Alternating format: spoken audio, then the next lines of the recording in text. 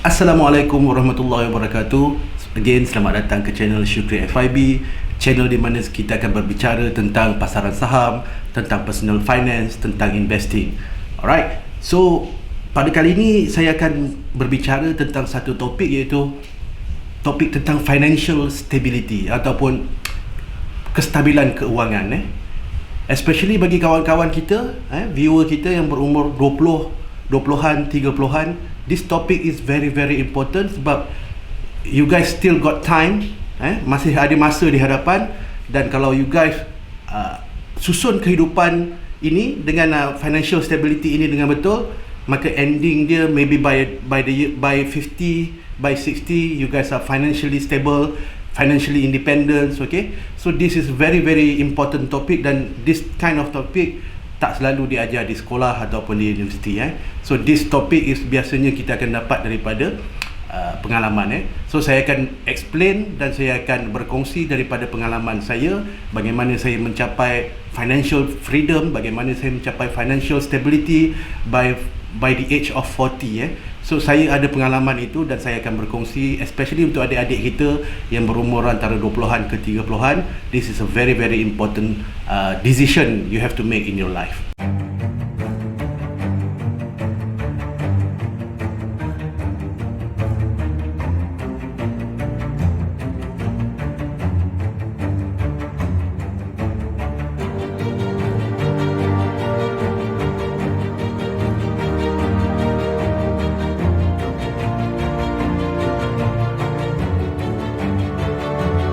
Dia sebenarnya ada 3 pillars, ada 3 tiang utama untuk mencapai financial stability ni.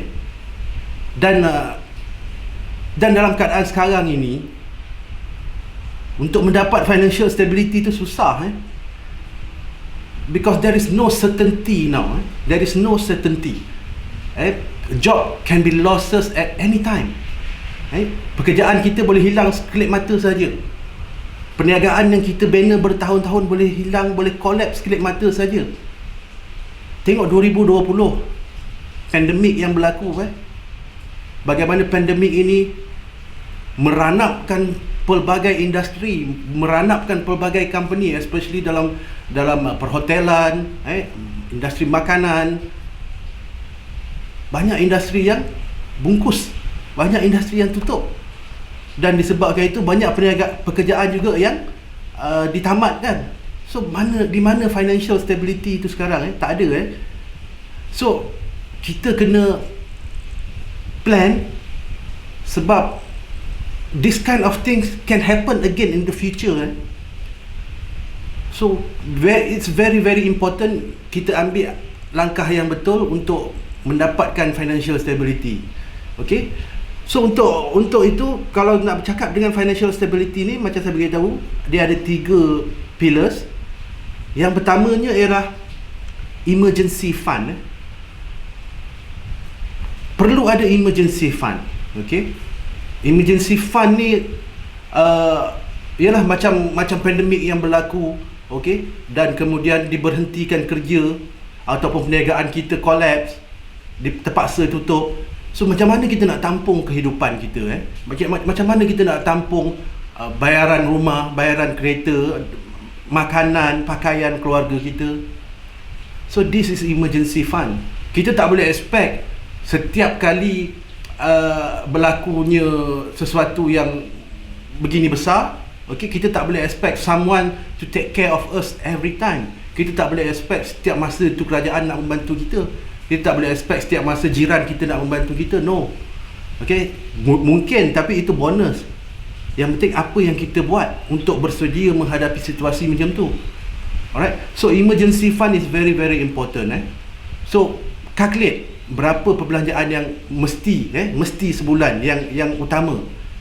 Bayaran ke rumah, bayaran kereta, makanan, okay, bayaran maybe electric, water, electricity, utilities. This is all important. This is all very important, especially waktu-waktu yang mendesak. Memang kita perlu ada fund untuk tampung pembayaran ini, walaupun kita tak ada pekerjaan, walaupun kita tak ada perniagaan. Alright, so calculate berapa sebenarnya yang diperlukan dan at least you guys mesti prepare 6 month punya 6 month punya emergency fund. Okay, let's say kata dah kira-kira perbelanjaan mesti setiap bulan adalah $3,000. Jadi at least kena ada untuk 6 bulan menampung. Maksudnya kita kalau dalam situasi yang sangat-sangat teruk, kita tak ada pendapatan, at least kita ada simpanan emergency fund yang boleh menampung kita untuk 6 bulan sehingga kita boleh transition ke dalam new industry, okay, new work, new job. So at least kalau 3,000 meaning you have to got around 18,000 ataupun 20,000 untuk emergency fund. So this is very very important. So dalam emergency fund ni juga jangan lupa kena ada insurance. Kena ada insurance sebab malapetaka yang paling besar ialah sekiranya kita sebagai breadwinner, pencari rezeki dalam keluarga, dan sekiranya kita pergi, apa yang kita nak tinggalkan kepada dalam keluarga, untuk keluarga kita. At least pun kena ada life insurance, maybe 100,000, 200,000 at least. Itu very very important. Alright, itu yang pertama, mesti ada emergency fund dan at least 6 month punya emergency fund. So personally saya ada emergency fund untuk 24 bulan, untuk 2 tahun. Dan emergency fund ini saya letakkan dalam account yang saya mudah akses. Okay, so account itu ialah ASB. So melalui ASB juga kita akan dapat return setiap tahun. So duit tu tak pakai, letak saja di situ ASB dan dia tak fluctuate, dia stay kat situ. Alright, so pillars yang kedua, pillars yang pertama tadi emergency fund. Pillars yang kedua ataupun tiang yang kedua ialah pay your debt. Bayar hutang kita, especially hutang yang high interest rate. Sebagai contohnya credit card. Credit card ni ibarat alung, ceti yang ada dalam dompet kita, dengan rate yang 18% setahun. You just imagine dengan menggunakan kredit kad 10,000, 1,800 ialah extra kita kena bayar setahun dalam bentuk interest. Tak termasuk lagi late payment yang dikenakan beberapa persen lagi. Late ke atas late payment lagi ada charge. So basically 25 ke 30% kita kena bayar untuk credit card punya, untuk maintain credit card punya servis tu aja. Belum pokok lagi.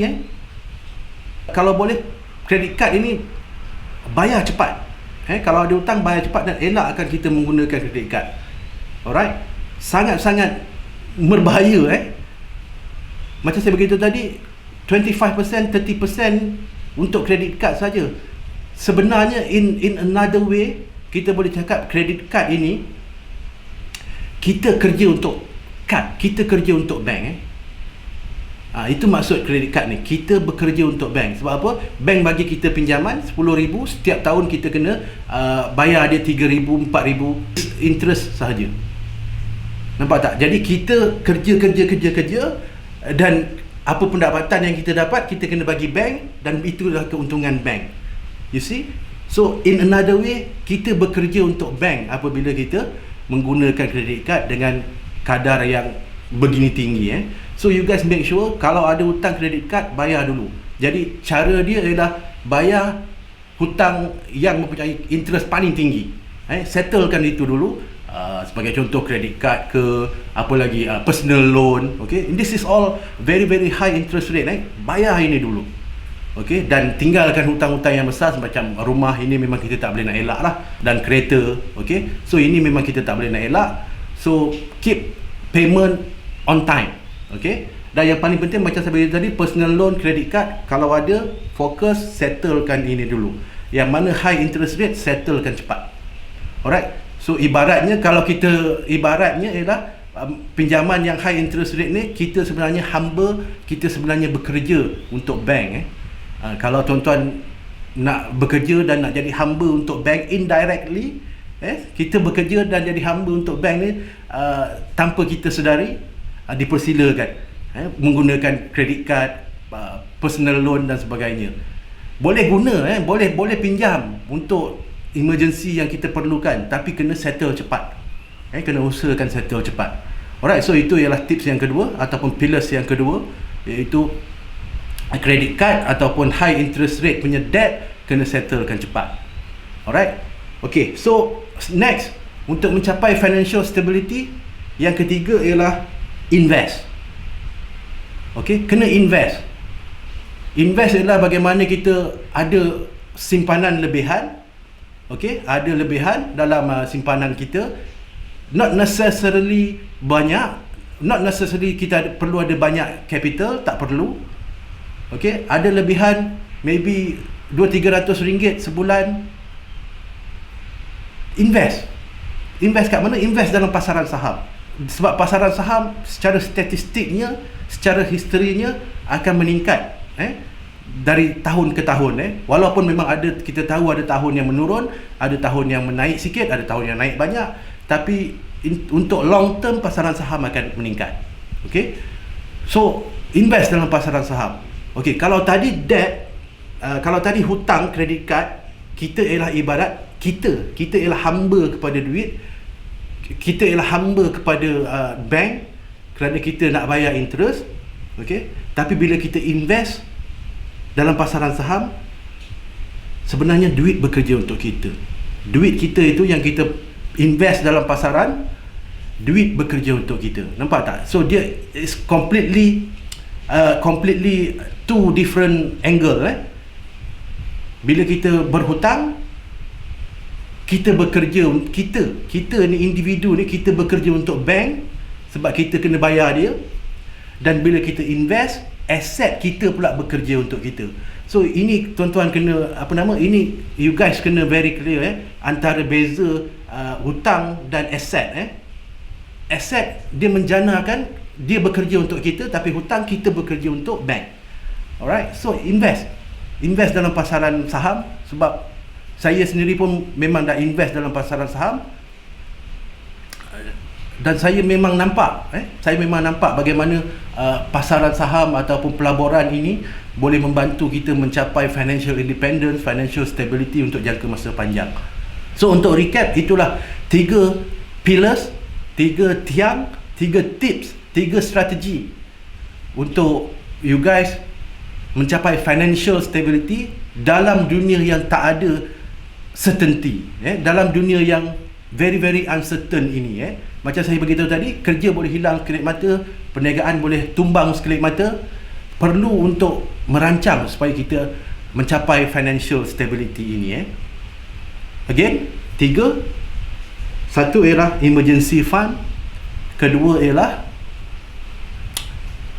pay your debt, bayar hutang, especially yang high interest rate, dan yang ketiga invest supaya duit bekerja untuk kita dan kita tidak lagi perlu bekerja untuk duit.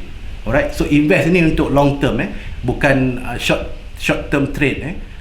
Alright, so itu another topik lah yang kita boleh bincangkan. Alright, so okay, itu adalah perkongsian saya tentang bagaimana nak merancang kehidupan kita supaya mencapai financial stability. Okay, jadi bagi you guys yang berminat untuk mengetahui bagaimana untuk invest seperti hedge fund dan mencapai financial independence, financial stability untuk jangka panjang melalui pelaburan saham, okay, boleh refer kepada link di bawah. Saya mempunyai video course yang mungkin boleh membantu bagaimana kita merancang pelaburan dalam pasaran saham.